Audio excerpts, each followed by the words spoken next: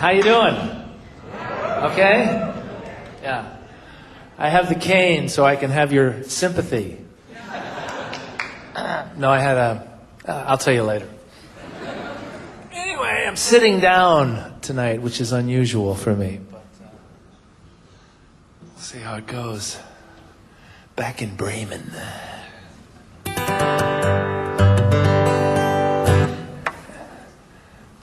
Actually, the cane, this is a good song because of the cane, because it's about getting old.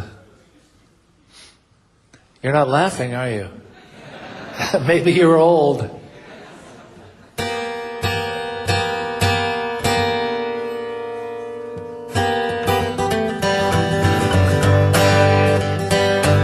I want a double lifetime. I want to start over. One lifetime's not enough. I need another 70 years on a practice run. Practice makes perfect. I'm about half done. I want a double lifetime. I want a double lifetime. I don't want to snuff at 70. Just ain't enough. Feels like I finally got it all figured out. I'm almost free from the shame and the doubt. I want a double lifetime. Yeah, like I'm on time, that's what I need. I can make my move, I can do the deed. I know I'm greedy. What do I care about the afterlife? I don't want to go there. I want a double lifetime, man, I deserve it. I want it so bad, I even got the nerve it's gonna take to get down on my bended knees, beg and pray and say, pretty please give me a double lifetime, alright.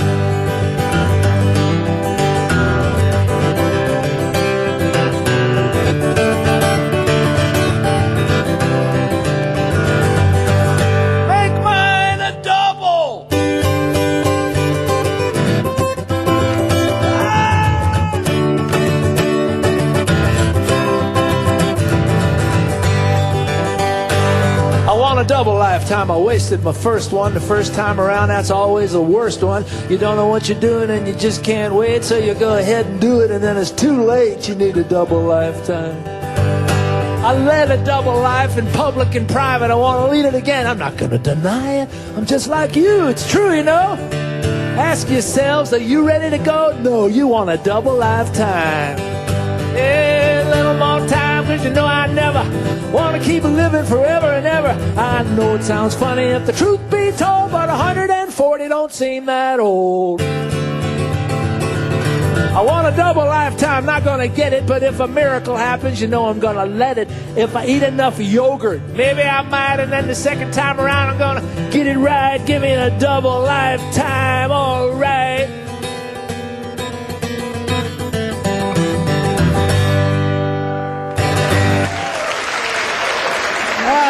Oh, there you are.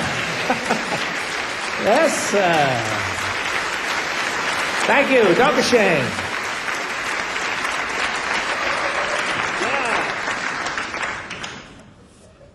Yeah. Here's a song. I mentioned the afterlife in the last song. This whole song is about the afterlife. There'll be lots of drinking in heaven, smoking and eating and sex. What you didn't do in this life, bad for you, will be totally cool in the next.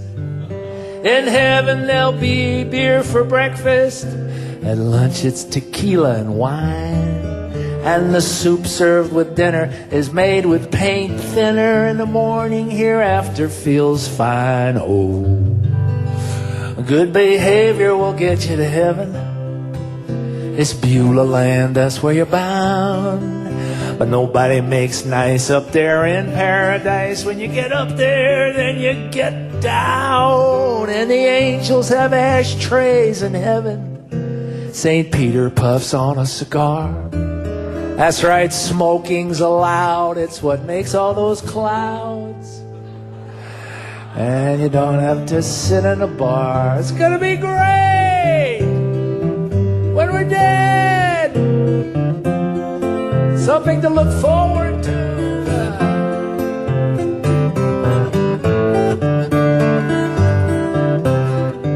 And they eat all day long up in heaven. Nobody ever gets fat. No, not 1 calorie. And the ice cream is free. It comes in a pint, quart, or a vat. And it's just one big orgy in heaven. Nobody ever says no. It's front, sideways, back, and you start to lose track, but you don't lose your get up and go. There'll be lots of drinking in heaven, smoking and eating and sex. What you didn't do in this life bad for you will be la la la la la la la la. In heaven there'll be beer for breakfast, at lunch it's sambuca and wine. The gazpacho with dinner is made with paint thinner, and the morning hereafter feels fine. Heaven. Something to look forward to.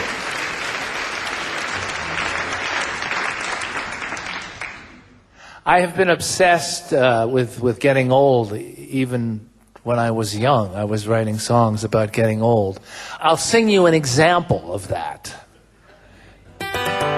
This is a song, this is interesting to be doing this in Germany too, because I wrote this probably in 1971, and it was about trying to pick up a girl in Hyde Park in London, as she was a German girl. So the original title of the song was Sink the Bismarck. And then my manager said, you can't do that because there's already a song called Sink the Bismarck, and the people from the Johnny Horton estate will sue you. So I got angry about that and called the song New Paint or something silly, which has nothing to do with the song itself. But so I'm writing about being old, and I'm about 23. At the station you can meet her with that smile, you couldn't cheat her. A woman that kind is hard to find. It's good to take a girl in the not so very good world and walk in the park till it gets dark. Sometimes I feel ugly and old. Excuse me, baby, if I'm acting bold. My head gets hot, but my feet aren't cold. Excuse me, if you will. Take a breather on a bench, helps to build up the suspense.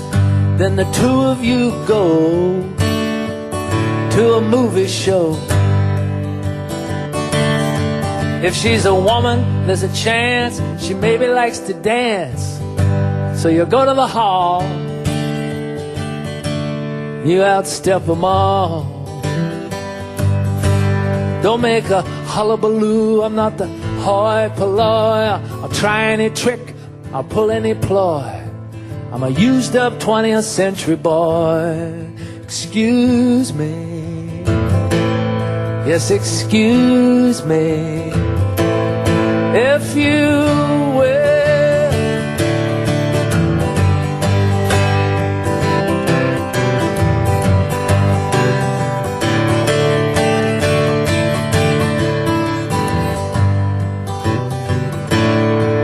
She takes you home to meet the folks, laughing at the father's jokes.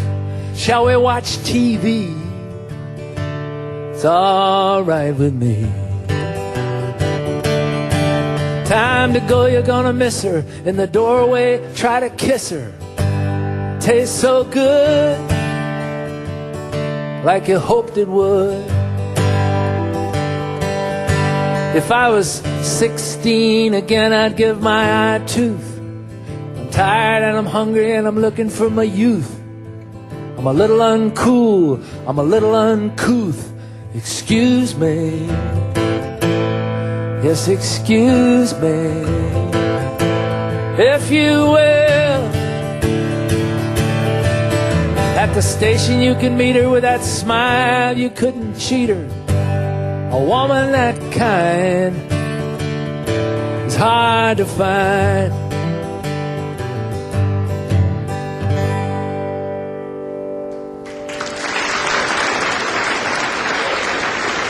Dankeschön.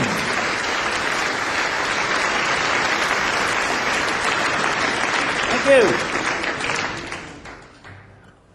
I have a lot of family songs. I have this family. I guess you have a family too, don't you? Of course you do. It's part of being human.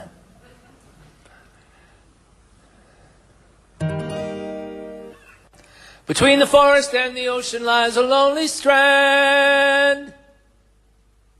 The ocean is your mother, the forest fatherland. You are stranded on that empty beach, not knowing where to go. Out to sea or else inland, your whole life you don't know. In between the earth and sky, there is an atmosphere. Feet on the ground, your head up high, but you are stuck right here. You're in between your whole life long. What happens when you die? Down below is Mother Earth, your father dwells on high.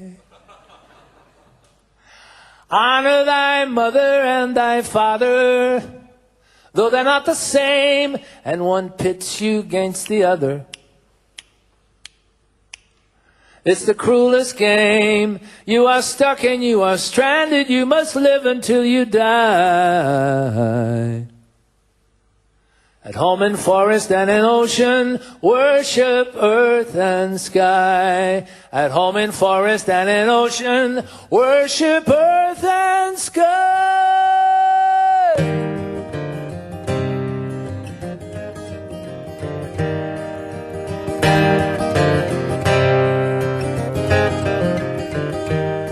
There are pictures on the piano, pictures of the family. Mostly my kids, but there's an old picture of you and me. You were 5 and I was 6, 1952. That was 60 years ago. How could it be true? We were sitting outside drawing, a table meant for cards. Must have been in autumn, falling leaves in the front yard. The shoebox full of crayons, full of colors oh so bright. In a picture in a plastic frame, a snapshot black and white. You were looking at my paper, watching what I drew. It was natural, I was older, 13 months more than you. A brother and a sister, a little boy and girl. And whoever took that picture, they captured our own world.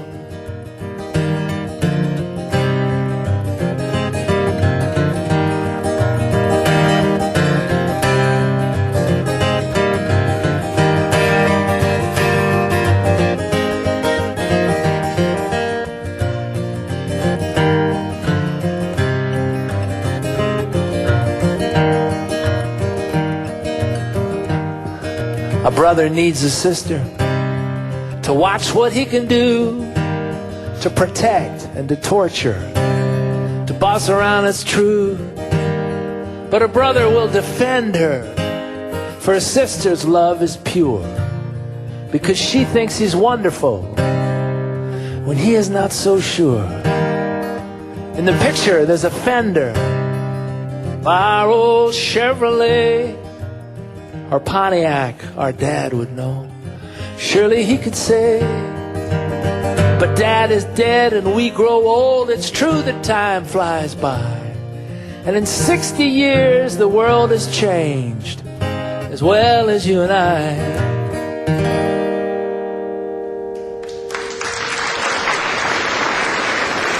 Thank you. Thank you very much. That's the picture. So for the last few years, 3 years, I've been doing this thing. I have a special guest in my show, a family member who's no longer with us, and that's my father. My father died in 1988. He was a writer. He wrote, had a column in Life magazine, which I'm sure some of you might have seen or remember. It was a big American picture magazine, and it was on every coffee table in America when there were coffee tables. And my dad was famous. I was growing up, I was the son of the famous Life magazine writer, Loudon Wainwright, which I hated that. But so I didn't, some of the columns, some of the things that he wrote, I didn't read. Fuck it. So, but then about 5 years ago, I read all the columns, and I liked them a lot of them.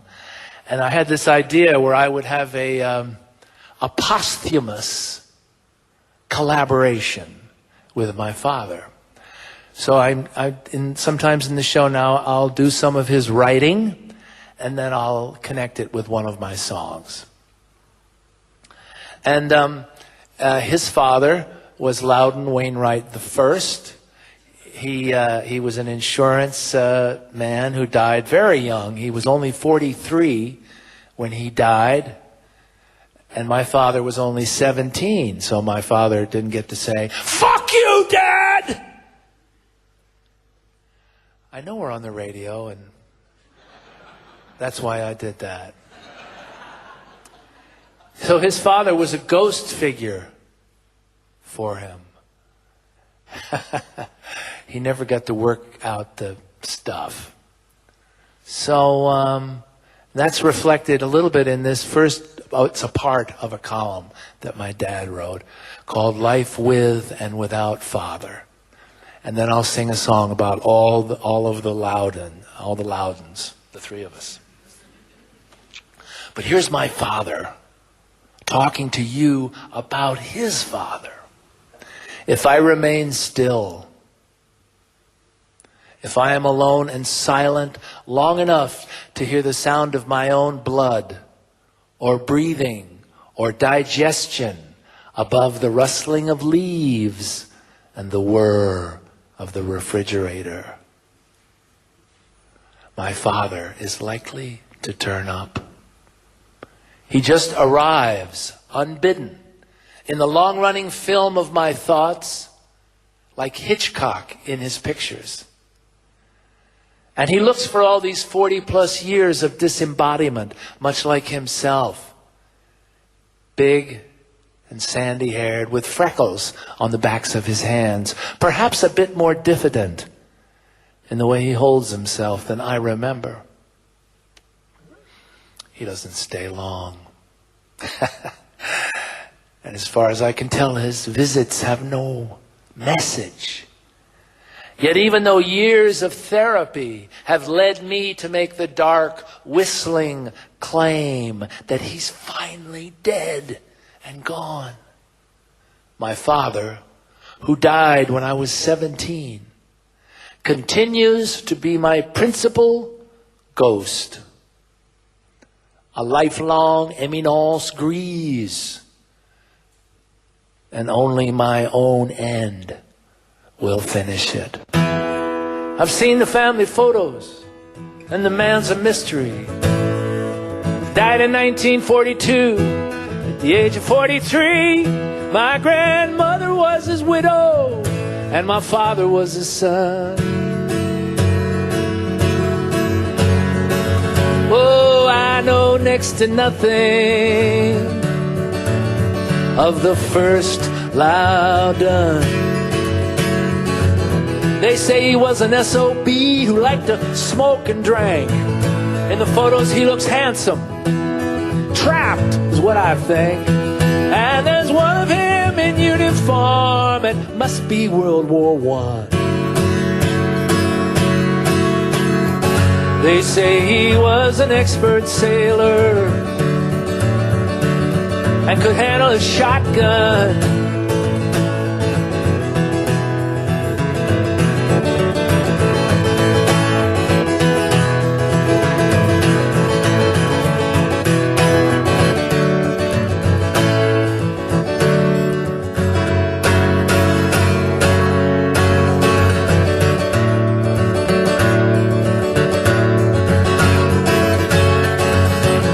In the wedding portrait, posing with his young bride, his right hand hidden by her bouquet, his left hanging at his side, closed in a kind of half fist, unsure what he'd just done.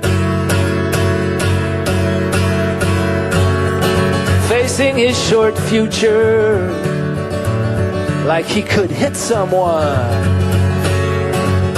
It was elbows off the table before the meal begun. But it's his hands I recognize. He gave them to his son, whose own hands held and touched me, ruffled up my hair. And I recognize that half fist. I'd know it anywhere.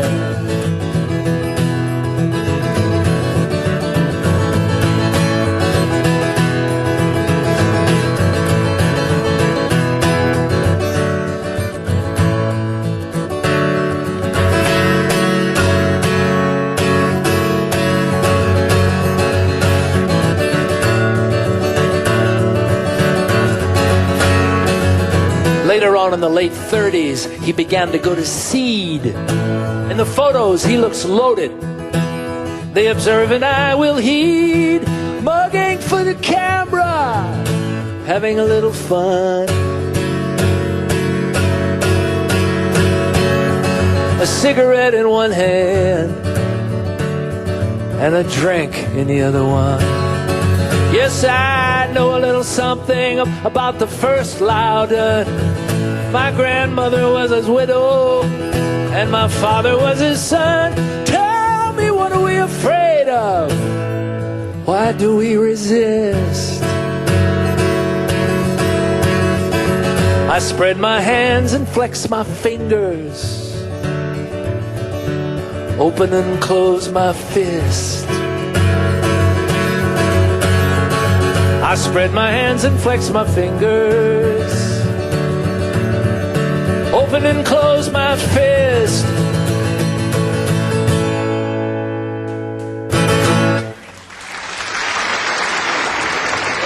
Thank you.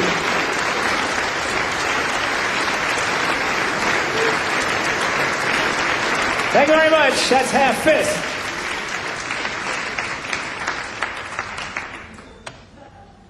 So in 2016, lots of wonderful, brilliant, great songwriters and singers and musicians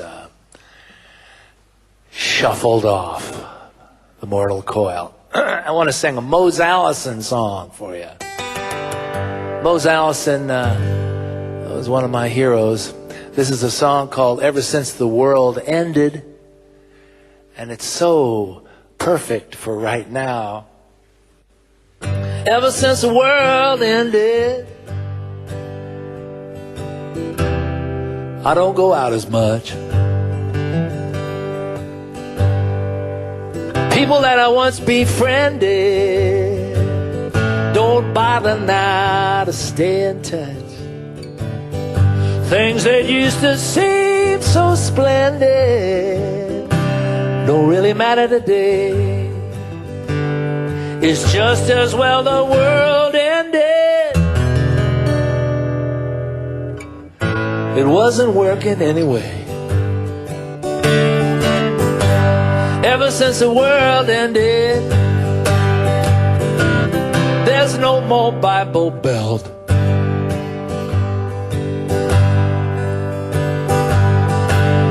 Remember how we all pretended, going round lying about the way we felt. Every rule has been amended. No one's keeping score. It's just as well the world ended. We couldn't have taken much more.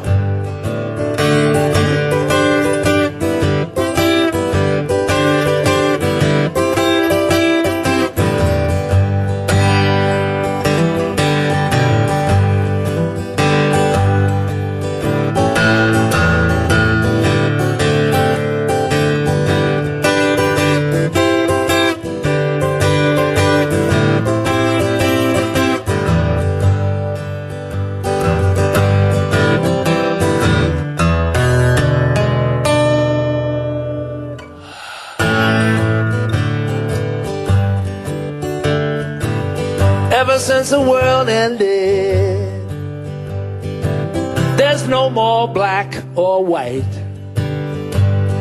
Ever since we all got blended, yeah, there's no more reason now to fuss and fight. Dogmas that we once defended no longer seem worthwhile. Ever since the world ended, I face the future with a smile on my face. I face the future with a smile.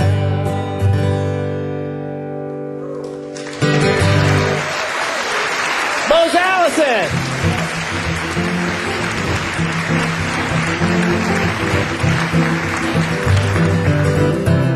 Here's another Mose Allison song.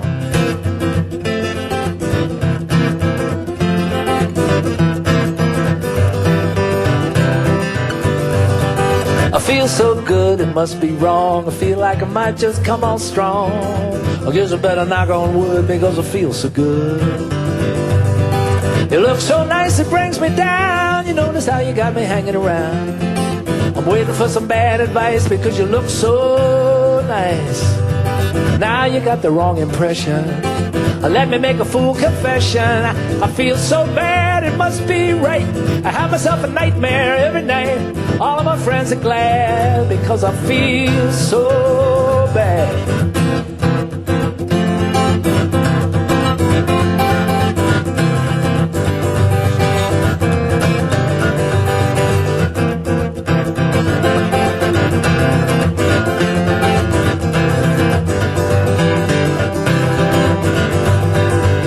So far I must be back. Airline, highway, railroad track. Won't you tell me where we are? I've been so far, yeah. You lie so good you think it's true. It's funny how a man can count on you. I knew exactly where I stood because you lie so good. Go ahead and analyze me. I bet that you can't surprise me. I know so much I lost my mind. I'm leaving this working day world behind. I got myself a special crutch because I know so much. Been so far, yeah, and I feel so good.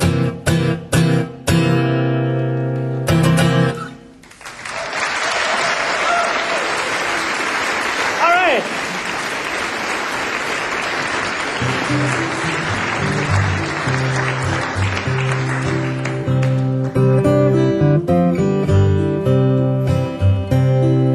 The sad thing is I'm so damn happy. Who'd blame her if she were to slap me? The sun should not shine when there's rain. I should be in a lot more pain. At least I should feel slightly crappy.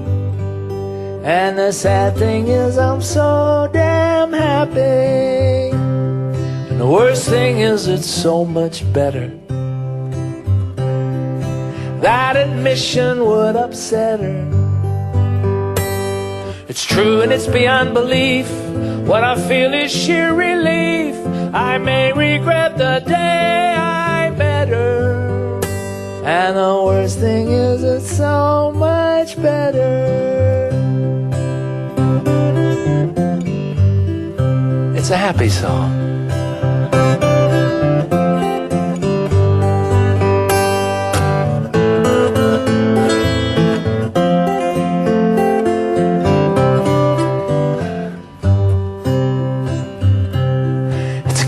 tragic that it's all so tragic.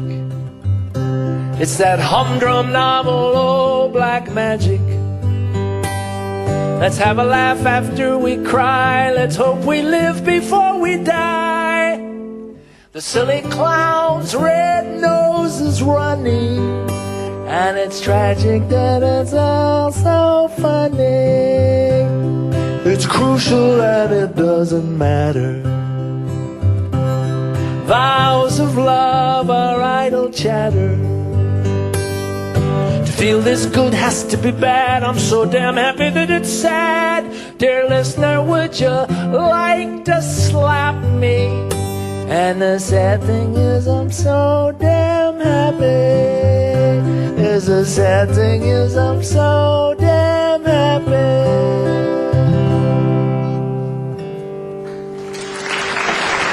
That's so damn happy.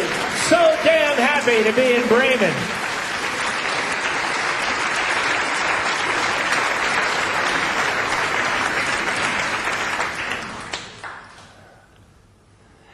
Hey, I wrote a book.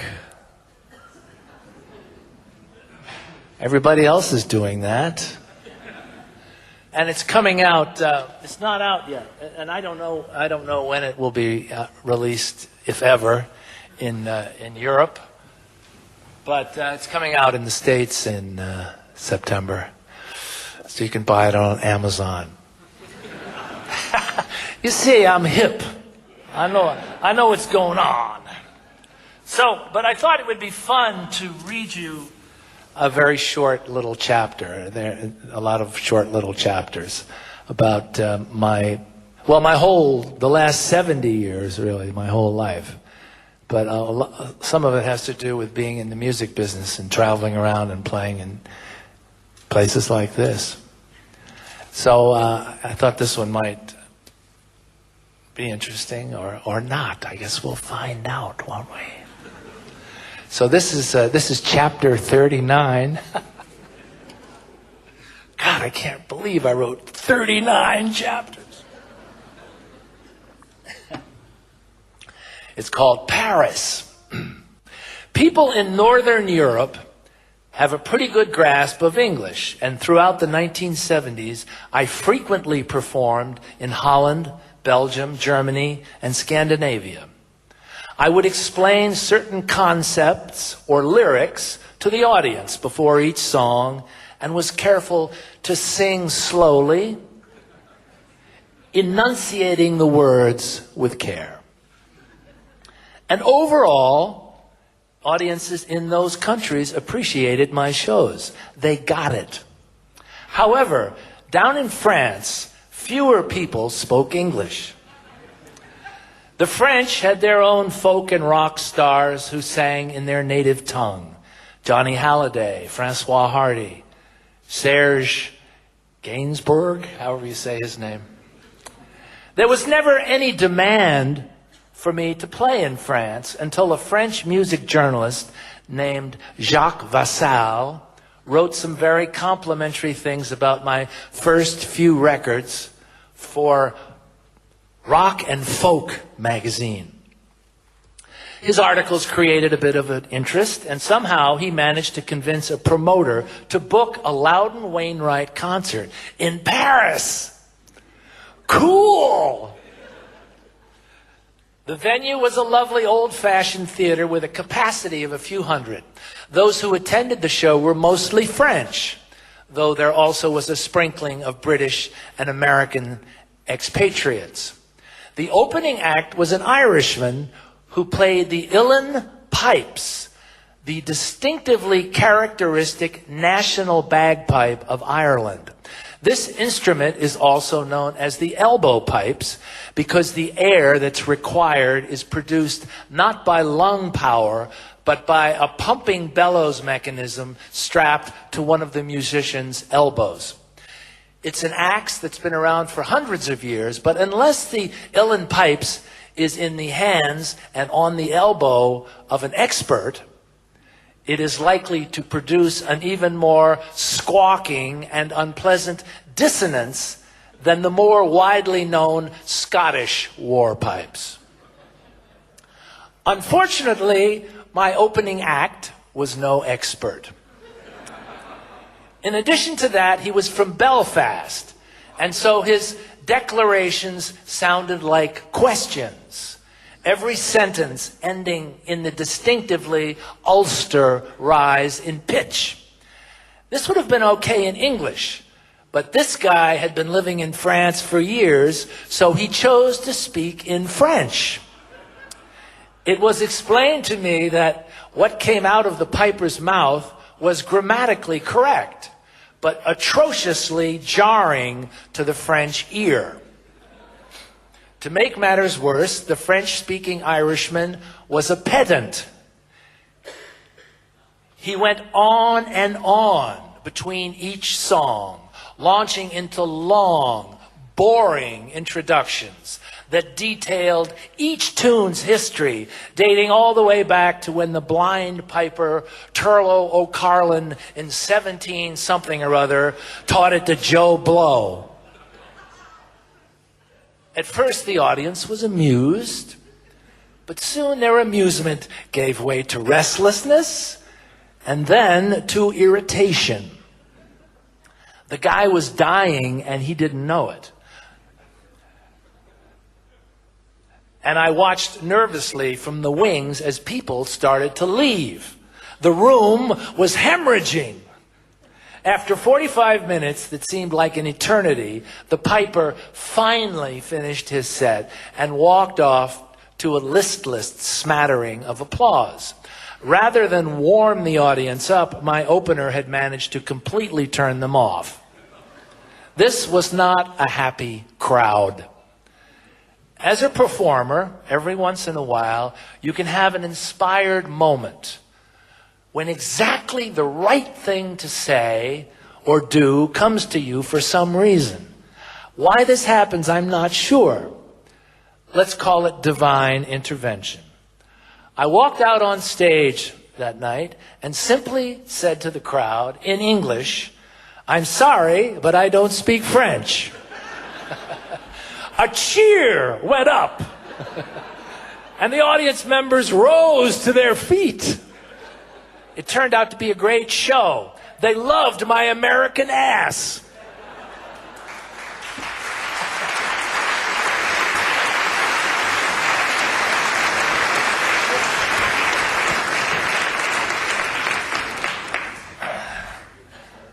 Okay.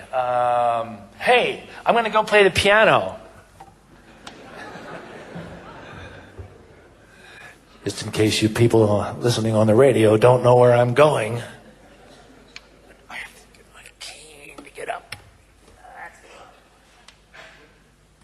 I used to have a red guitar. I smashed it one drunk night. I smashed it in the classic form, as Peter Townsend might. I threw it in the fireplace, and I left it there a while. Kate, she started crying when she saw my sorry smile. Whoa, the red guitar was made of wood. It could not take the heat. The red guitar, it caught on fire, and the damage was complete. It burned until all that was left was 6 pegs and 6 strings. Kate, she said, "You are a fool. You've done a foolish thing." I placed the remains in the case, and I put the case away. I went back to New York City for a new guitar the next day. I bought myself a blonde guitar. I had it for 3 days. Some junkie stole my blonde guitar. God works in wondrous ways.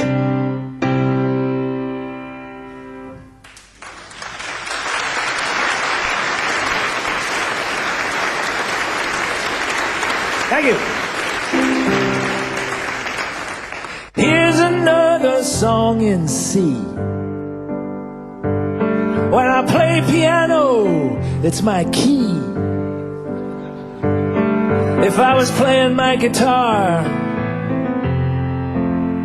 I'd probably be in G, the chances are. But here's another song in C, with my favorite protagonist, me. Of my little world I'll tell and show. I'll sing all about it so you'll know. When the people in it break my heart, then my little world can fall apart. And there's not a thing I can't do except to sing and sing to you. Oh, there used to be a family, brother, sisters, father, mother and me. We were living in a little home. We were fending off the great unknown. But the great unknown, it got inside. And what had been whole, it did divide. In the end, the father had to leave. When he did, the mother had to grieve. That's the time real troubles start. It's when the world can fall apart. And there's not a thing I can't do except to sing and sing to you.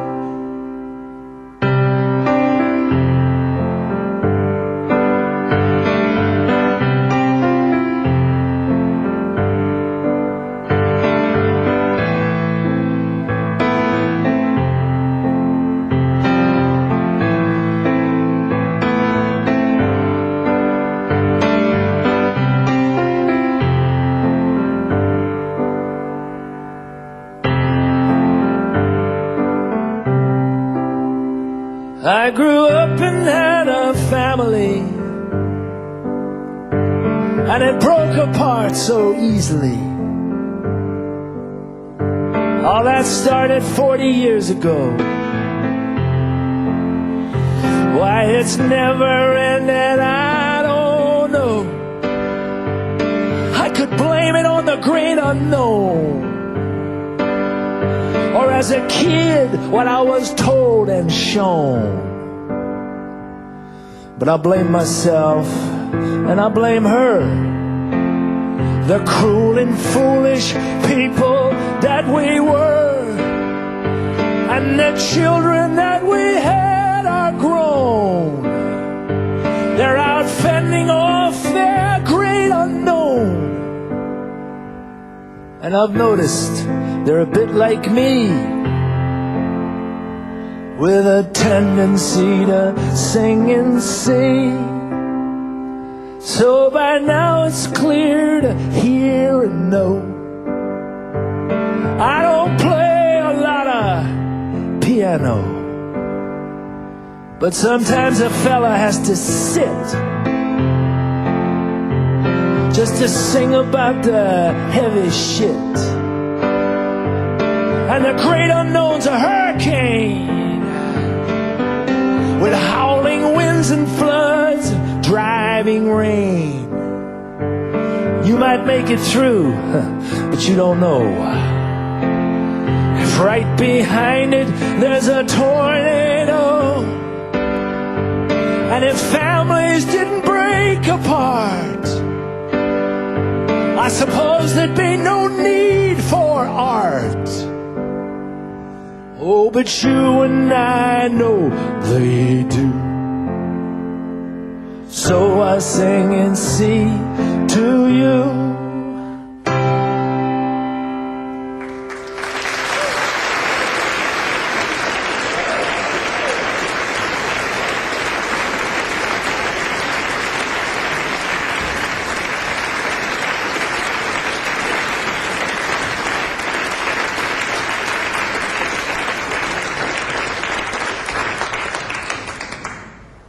want to do another one of my dad's things for you, my father's, some of his writing.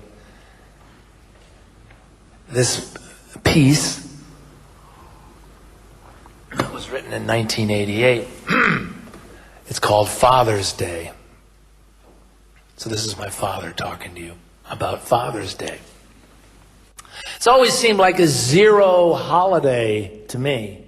Another commercially pumped up occasion to sell greeting cards or neckties, long distance phone calls, 41 million on Father's Day, more on Mother's Day. Aloud, I professed to find it beneath my notice, but as it rolls around each June, I find myself wondering if I'm going to hear from each of the kids, and I get ready to sulk if someone doesn't phone or write or show up. I call the roll in my head and tick off tender memories of each.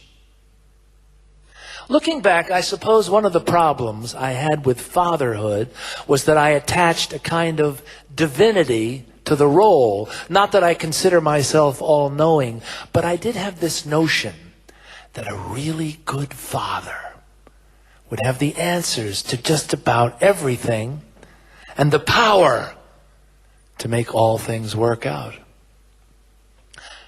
I think it's likely my own father suffered from the same delusion, even when he seemed most confident and implacable. I would bet he was full of doubt, that his controlling family style was just a cover-up for the fear. He didn't have much power at all. Maybe my experience is unusual, but I can't recall having given a single serious thought to what it would be like to be a father until I was 21, married, and my first son was on the way. All my dreams up to then had revolved around escaping boyhood and its strictures, or around sex, or around learning everything about everything, or being recognized, even acclaimed, as a full-fledged person with limitless future. When that first son was born, I spent all night in the waiting room with another expectant father.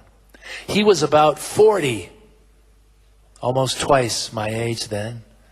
So was his wife. They'd been married for many years.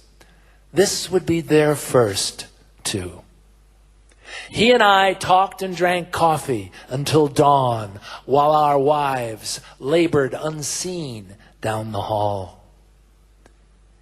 He told me how carefully they'd planned for this child, how many earlier disappointments they'd had.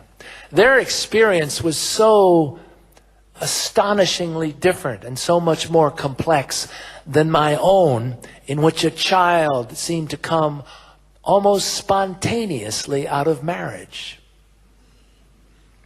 These people really wanted their baby. We did too, but that was a whole other order of things. Then as we talked on, their doctor came out of the delivery room and told my new friend that his wife was all right. After the most awful pause, he added that the baby, a boy, hadn't made it. Until right then, when that calm and kind man, so ready for fatherhood and so cruelly deprived of it, put his arm around me and told me he was sure our baby would be okay. I hadn't realized how close all life is to sorrow.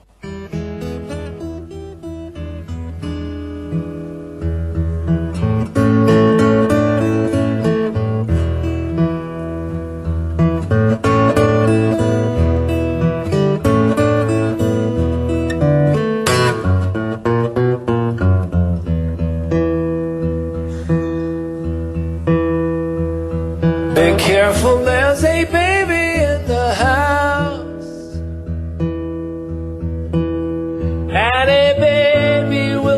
be fooled. It will think and do what it wants to until you get it schooled. Be careful, there's a baby in the house, and a baby will play for real. If your I love you is an IOU, don't expect to get a good deal.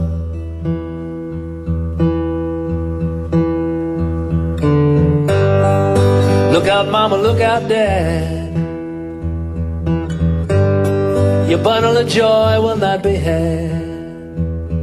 If the blanket is blue, if the blanket is pink, oh, watch what you do now, watch what you think.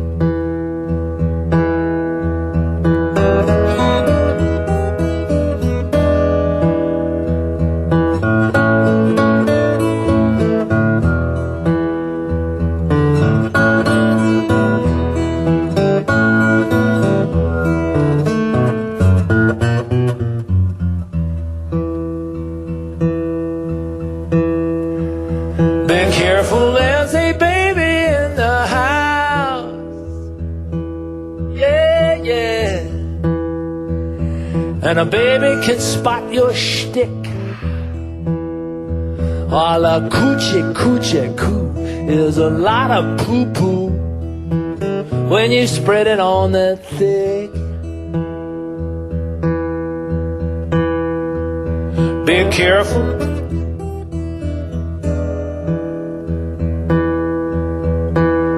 And a baby is better than smart. It can waddle through all the stuff you do, yeah. Never mind your big head start. Be careful, there's a baby in the house.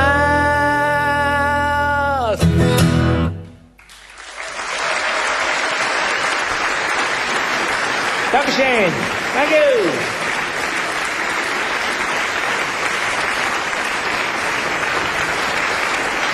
Thank you very much. That's an old song. I wrote that before I had children and knew better. Now I have 3 grandchildren, and that's a much easier job.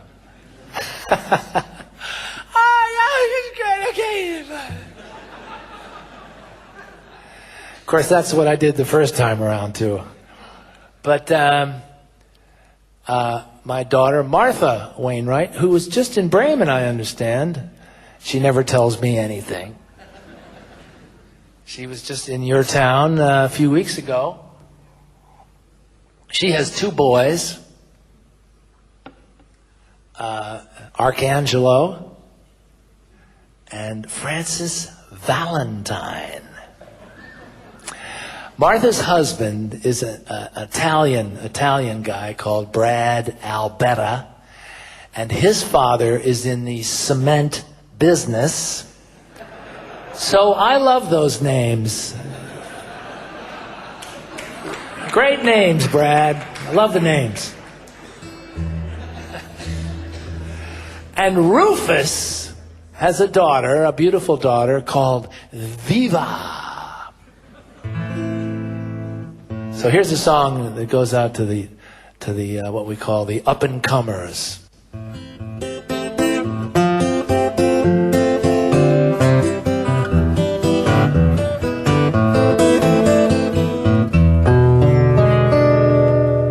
Tall in a family, that's no lie, even stays that way after we die. Leaves, branches, twigs on a family tree in the forest can be hard to see.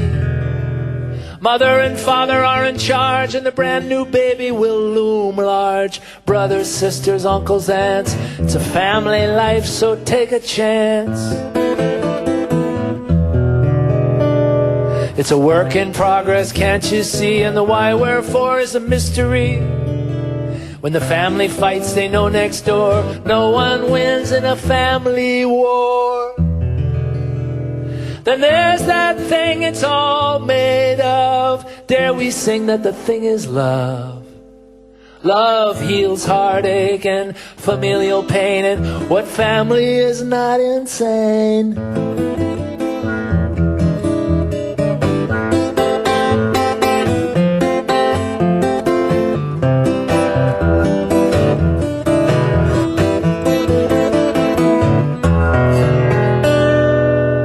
So give them all a hug and a kiss.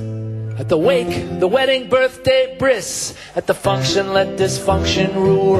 No shallow end in the family pool. We gather for the holiday, pray for a quick, safe getaway. No one's so close, nothing's so real, and the smallest thing is the biggest deal. That so-and-so did such and such. How can you love someone so much? Forgive, forget, and finally see the forest from the family tree.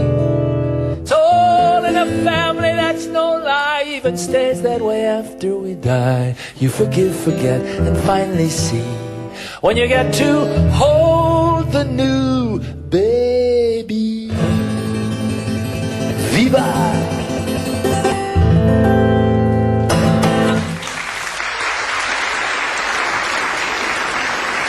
Thank you, Dr. Shane. All in the family. You bet.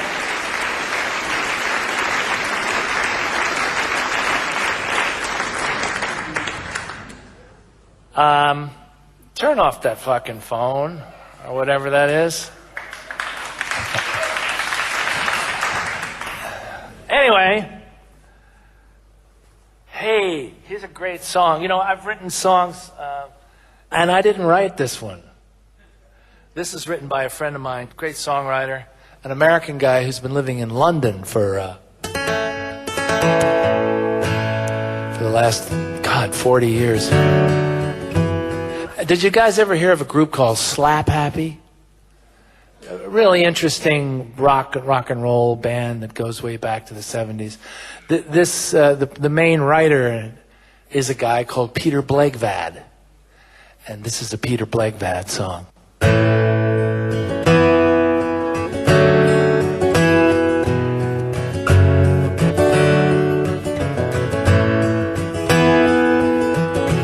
Everything she sees, she says she wants. Everything she wants, I see she gets. That's my daughter in the water.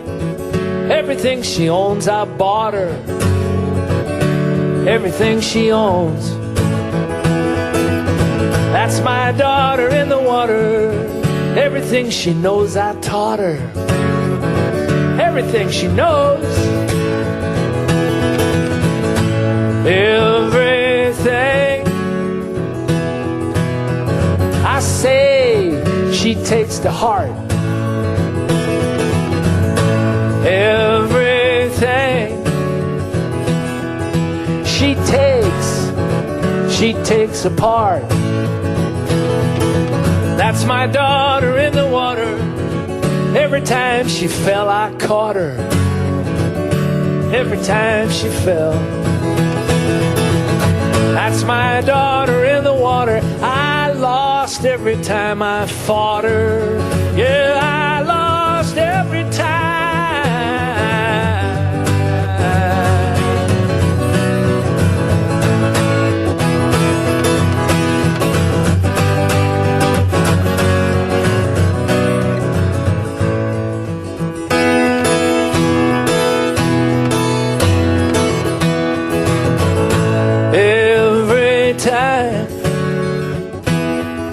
She blinks, she strikes somebody blind.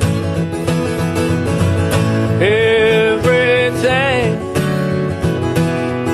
she thinks blows your tiny mind. That's my daughter in the water. have ever thought her?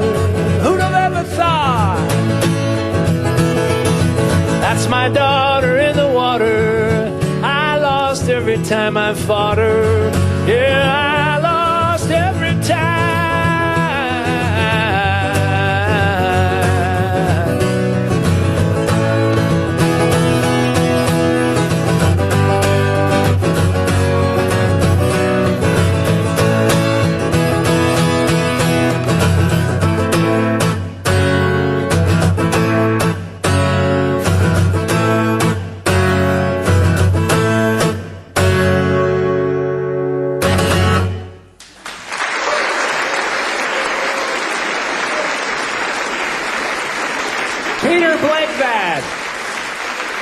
Daughter.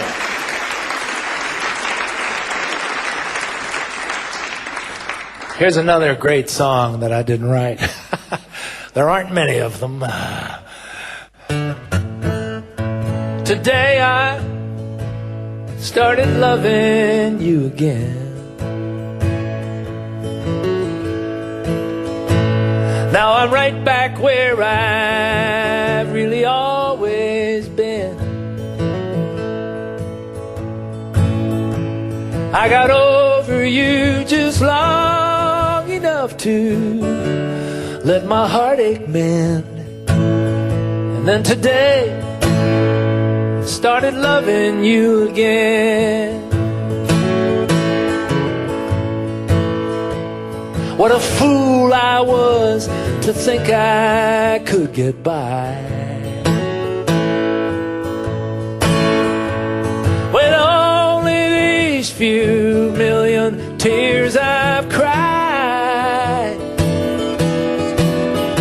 I should have known that the worst was yet to come, and that crying time for me had just begun. Because today I started loving you again. Now I'm right back where I've really always been.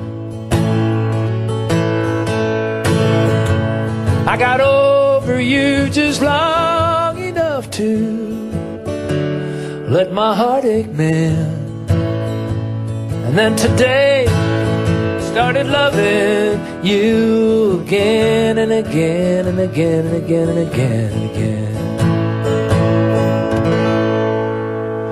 That's a Merle Haggard song. Aggie.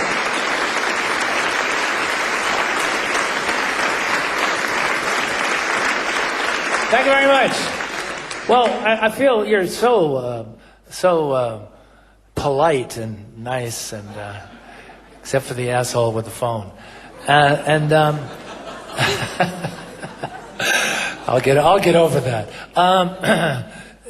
But I also feel like we should do a song together. Wouldn't you like to be on the radio? Yeah? We'll do a sing-along. Oh, this is good, because now we can see who is singing and who isn't singing. And we can shame the people who aren't singing.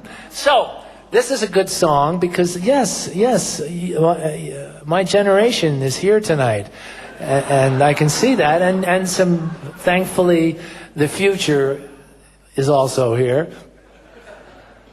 But here's a song, another Death and Decay song of mine. It's called The Doctor. And it actually has... well, I don't know. It actually has a German word in it. I'll probably mispronounce it, but when you sing it, I hope you will recognize it. So the name of this song is The Doctor. And the chorus, the part which we're all going to sing together, is I went to the doctor. Okay, so that is really simple. That is not complicated. But let's have a little rehearsal. 2, 3, 4. I went to the... Oh, my goodness. Now, I hear a lot of the men are singing, come on, girls, let's go. Come on, can't say girls. Come along, women. Okay, I think this is going to be great. It's going to be on the radio. It's pretty exciting. I don't know. You don't seem that excited, but we'll see. I went to the doctor, and the doctor said, son, you look older than me. I'm 91.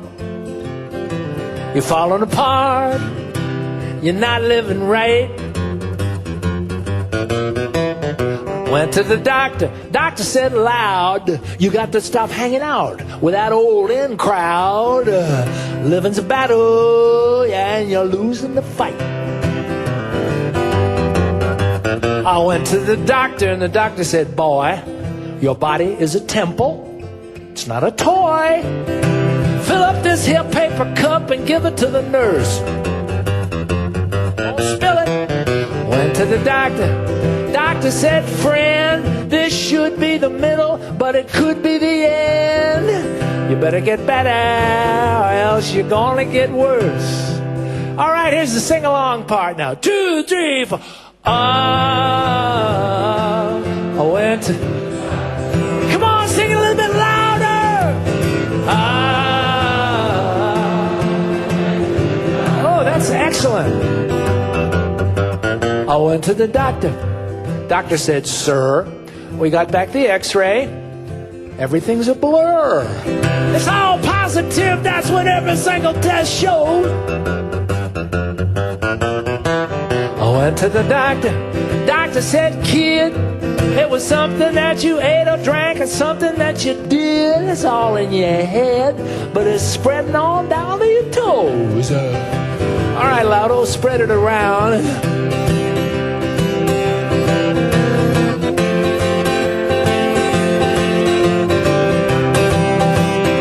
Spread that thing now.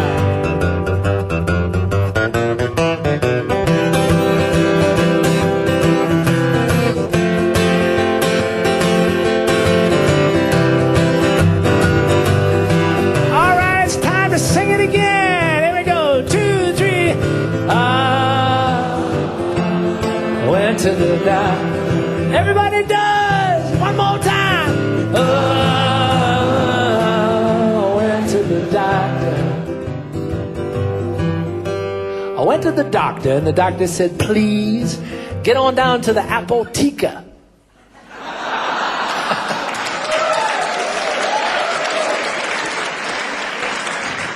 Pick up some of these. After that, get on home and get into your bed.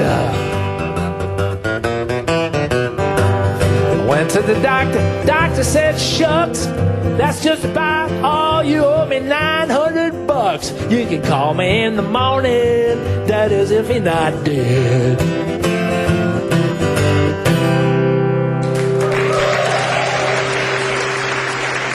Two, three, four. Went to the doctor. One more time. Let me hear you. To the doctor.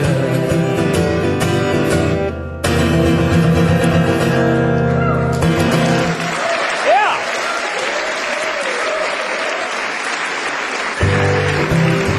Hey.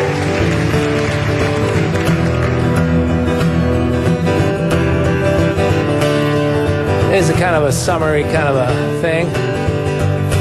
This summer I went swimming.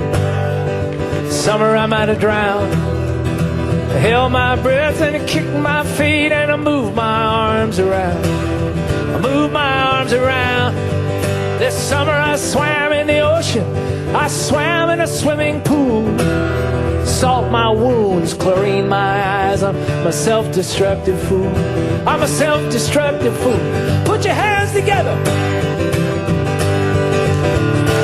Oh, no, don't clap. Just put your hands together. Clap your hands! Come on! Here we go! Yay!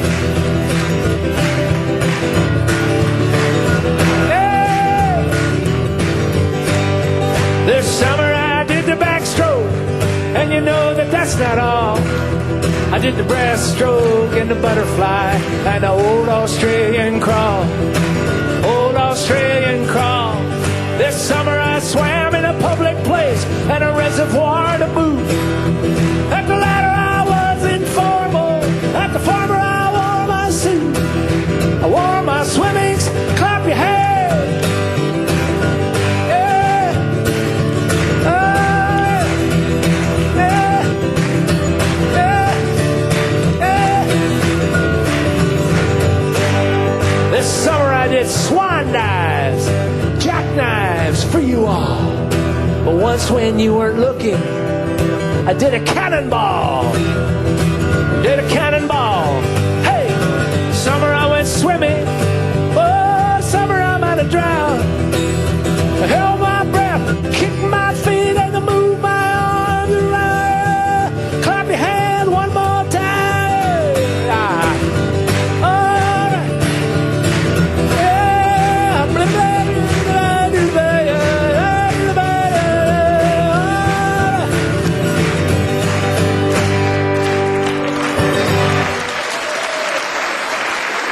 That's the swimming song. Dr. Shane. All right, I keep looking at my watch.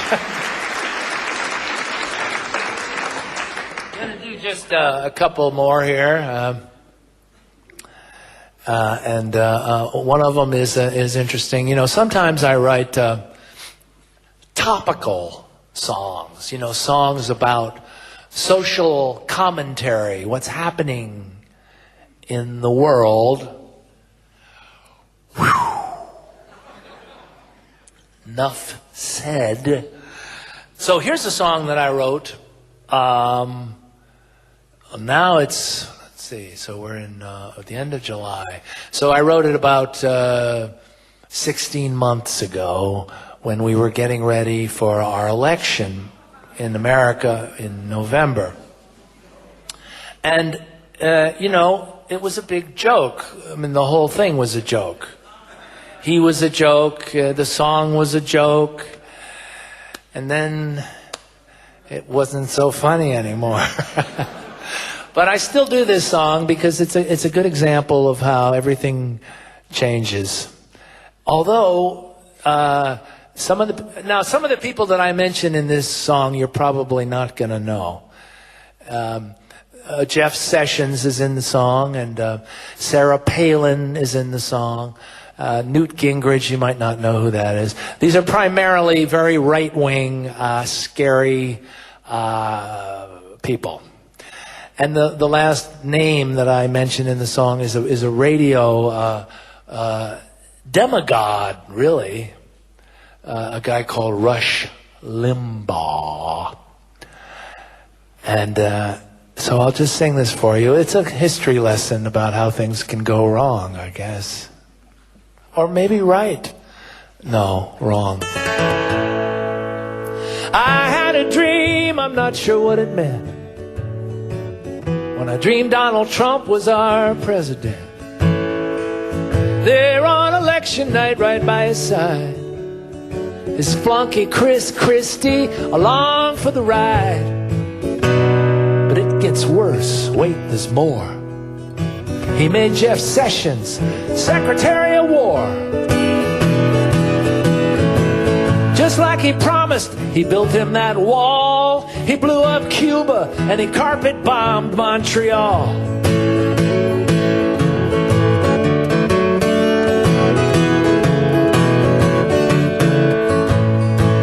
I had a dream, I woke up in a cold sweat. That Donald was elected in a huge upset. He made a bad deal with Putin, a secret pact with Assad. He told the Pope where to go, I swear to God. As for the Supreme Court, Trump got to choose. He filled the vacancy up with Lion Ted Cruz. His face was bright orange, his hair was just weird. But we were made great again, embarrassed and feared.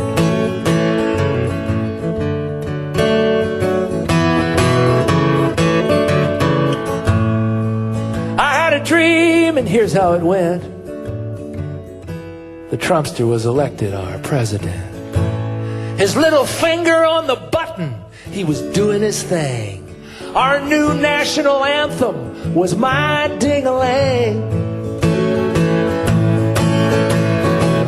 We were bought and sold like in Monopoly. He had the most hotels in the land of the free. Locked up the opposition and the demonstrators too. That would be me. It might be you.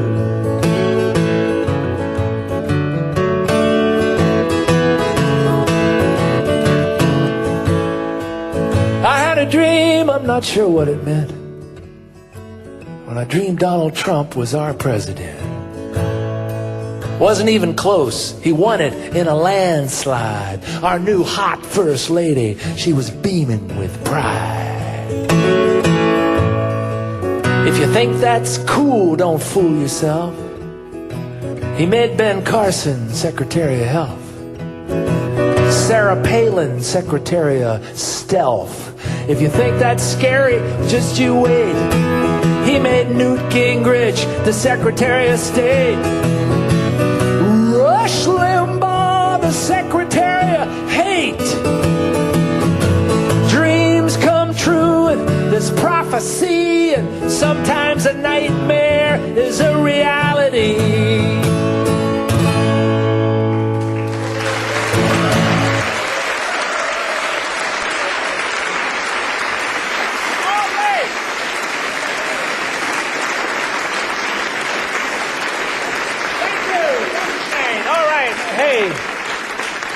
It was great to be back in Bremen, particularly, and in Germany in general. And thank you for coming tonight. And thanks for Volker Stepat for bringing me here.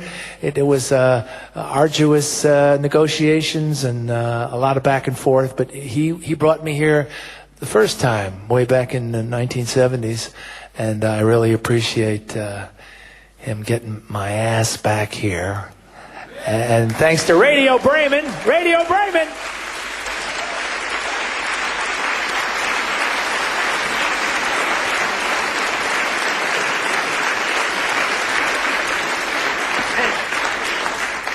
Speaking of my ass, it is moving slowly, so I'm not going to do the encore thing. I'm just going to sing this song and then go lie down and take some oxycodone.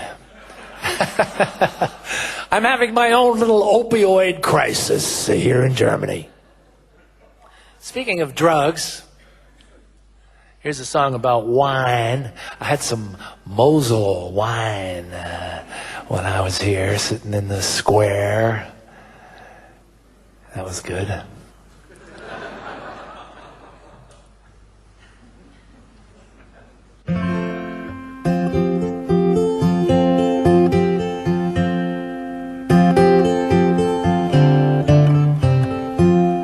Mother liked her white wine when she was alive. She was desperate to live, but her limit was 5. Carefully I'd kiss her, send her off to bed. We always stuck to white wine, we stayed away from red.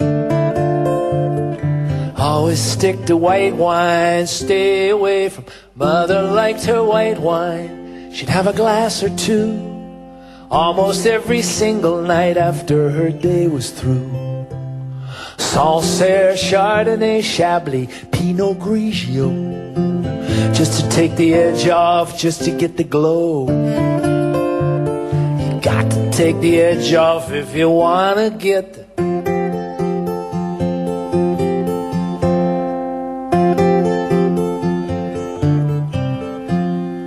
Mother liked her white wine, she'd have a glass or 3. We'd sit out on the screen porch, white winos, Mom and me. We'd talk about her childhood and recap my career. When we got to my father, that's when I'd switch to beer. When we got to the old man, I'd always switch. Mother liked her white wine, she'd have a glass or 4. Each empty bottle a dead soldier, the marriage was the war. when we blurred the edges, when we drank a lot. That's when I got nervous, when the glow got high. I always get nervous when the glow gets.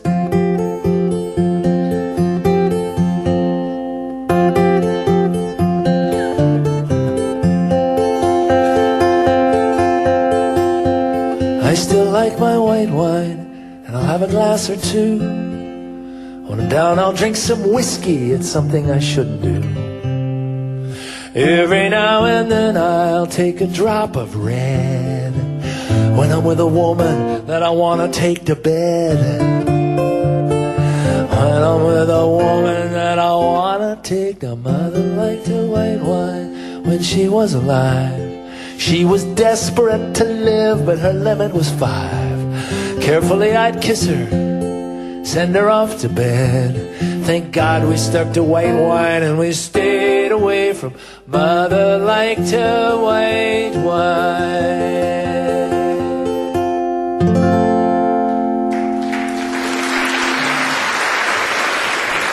Thank you very much. Dankeschön.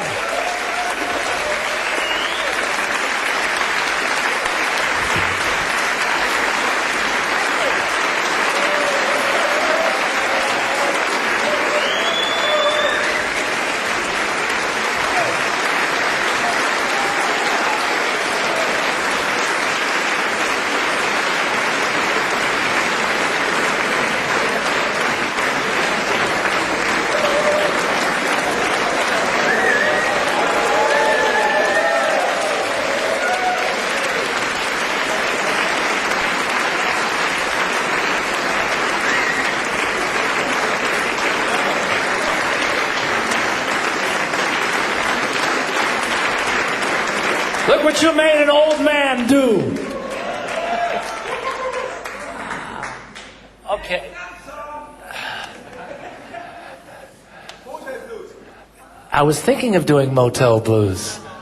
This is a song that was on my second record, which came out, I think, in 1971.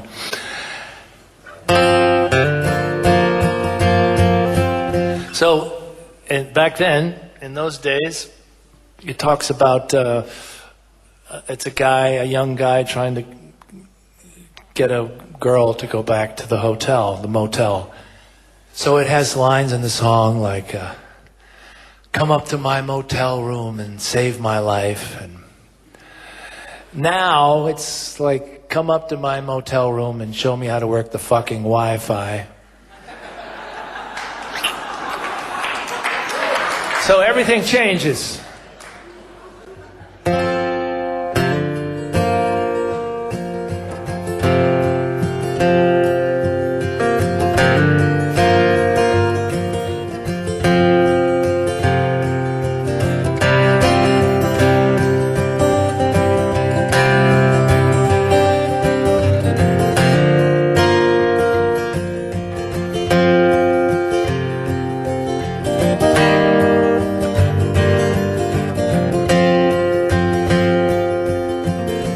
In this town, television shuts off at 2.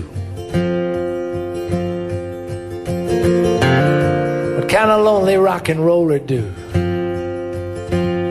Oh, the bed's so big and the sheets are clean, and your girlfriend said that you were 19, and the styrofoam ice bucket is full of ice. Come up to my motel room, treat me nice. I don't want to make no late night New York calls. I don't want to stare at them ugly grass mat walls. Chronologically, I know you're young, but when you kissed me in the club, you bit my tongue, and I'll write a song for you. I'll put it on my new LP. Come up to my motel room, sleep with me.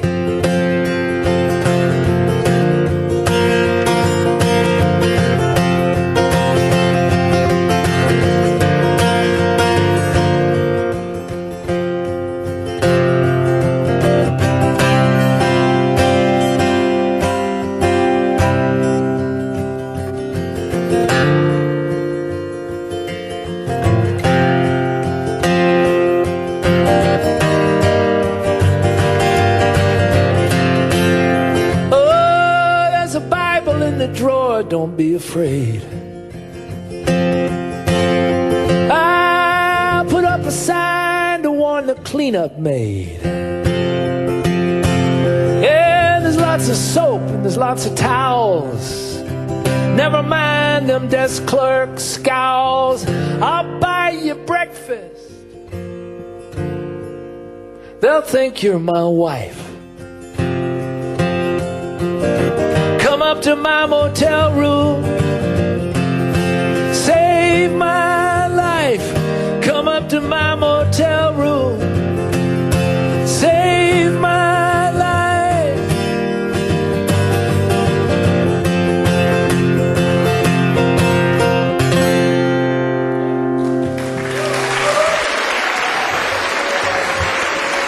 Dr. Shane, thank you very much.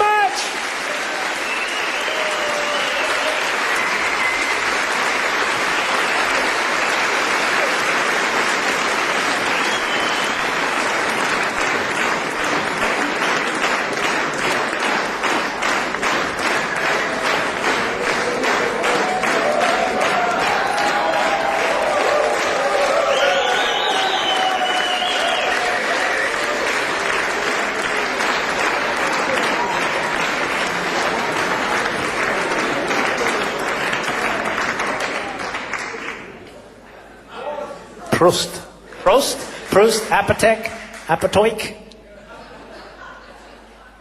Primrose Hill. Oh man, there's a lot of songs I don't remember.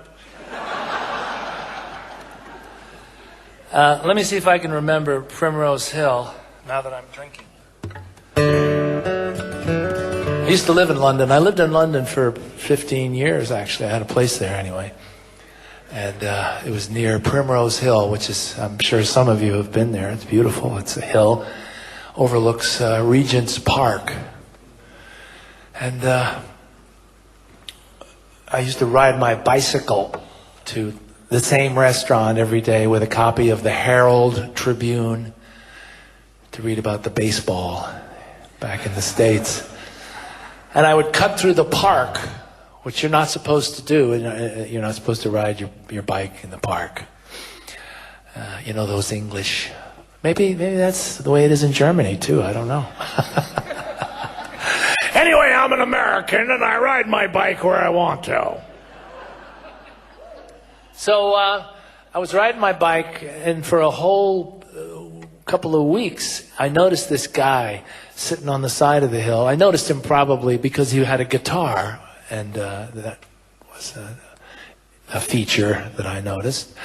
And he seemed to be homeless, and the ground was covered with empty cans of Tennent's, which is a terrible Scottish poison that alcoholics drink. And he had a little dog on a piece of clothesline.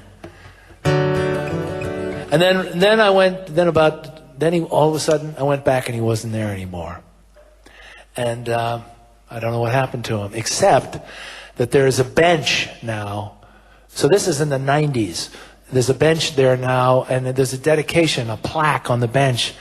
And I talked to some people in the neighborhood, and his name, this guy, and I think it was my guy, his name was Andy Cat Collins. And he was a very well-liked drunk in the neighborhood. So I like to think anyway that the bench is his bench. So here we go.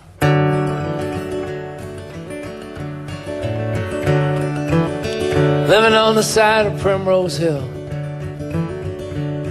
drinking cans of Tennent's, and just can't seem to get my fill. Got a beat up guitar and a dirty old sleeping bag. This mangy dog whose tail won't wag, and the sun keeps shining down on my hillside bed. That's not the only reason my face is so red. This nasty cut on my nose, it's not from no fight. I just fell down yesterday. Maybe it was last night and I used to sing and play down in the underground. But a few years back, they started cracking down. Now I'm living on the side of Primrose Hill. I'm no tourist attraction, but I give them a thrill.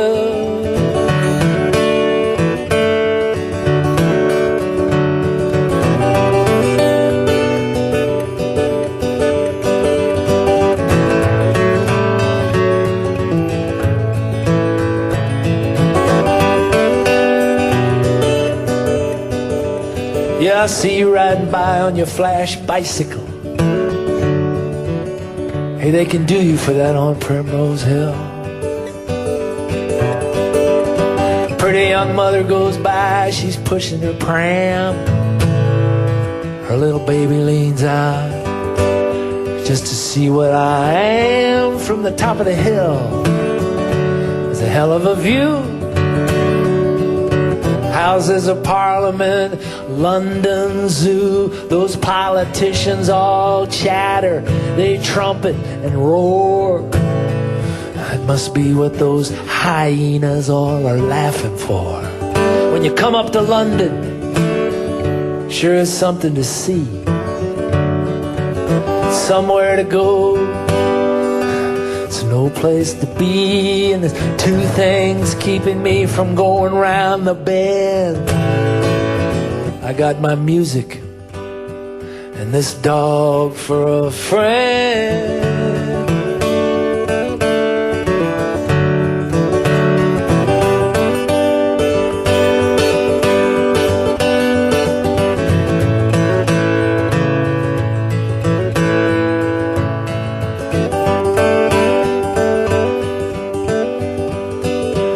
'Cause life gets slippery when you're living on the side. Yeah, I know I should quit drinking, haven't even tried. My butt's licking my fingers, I'm wetting my lips. We got a can of extra strong, a bag of chicken and chips. If I had a little money, I'd get a few things, like a bottle of vodka, pack of new guitar strings. I guess I could die here. On the side of this hill, I'm no tourist attraction. I give them a chill. I'm living on the side, Primrose Hill, drinking cans of Tennent's. I just can't seem to get my fill. I got a beat up guitar and a dirty old sleeping bag. This mangy dog whose tail won't wag.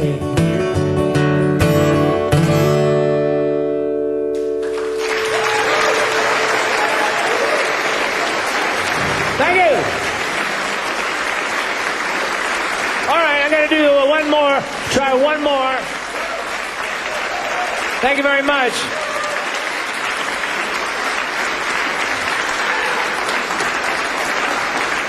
I hope I remember this.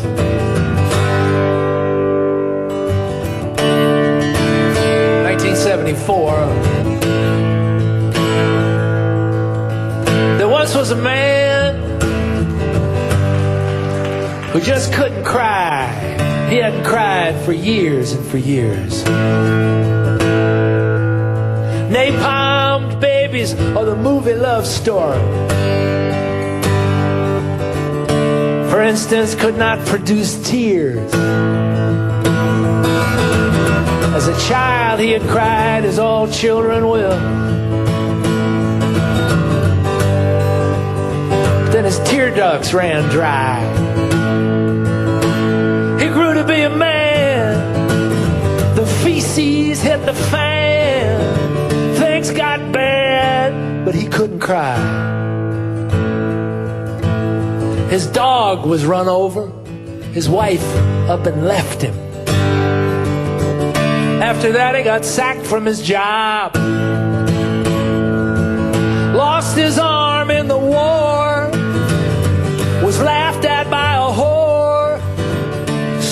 a sniffle or sob. His novel was refused and his movie was panned, and his big Broadway show was a flop. He was sent off to jail. You guessed it, no bail, but still not a dribble or drop.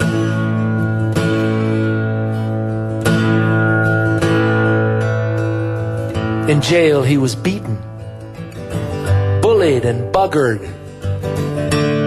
and made to make license plates. Water and bread was all he was fed, and not once did a tear stain his face. Doctors were called in, scientists too. Theologians were last and practically least. They all agreed, sure enough, this was sure no cream puff, but in fact an insensitive beast.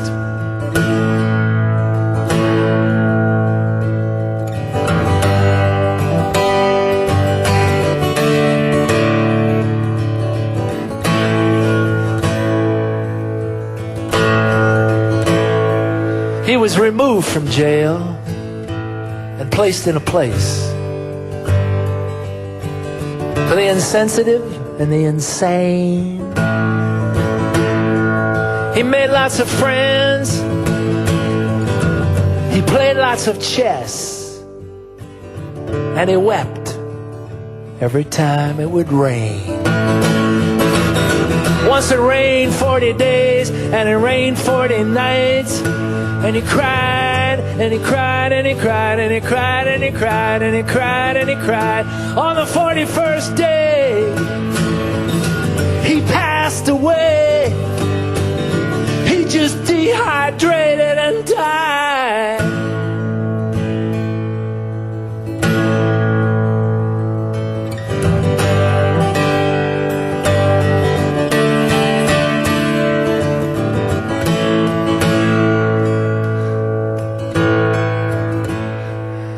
Well, he went up to heaven, located his dog.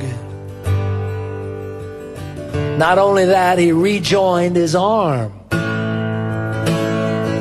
Down below, all the critics, they took it all back. Cancer robbed the whore of her charm. His ex-wife died of stretch marks. His ex-employer went broke. The theologians were finally found out. Yeah, right down in the ground. The prison burned down. The earth suffered perpetual drought.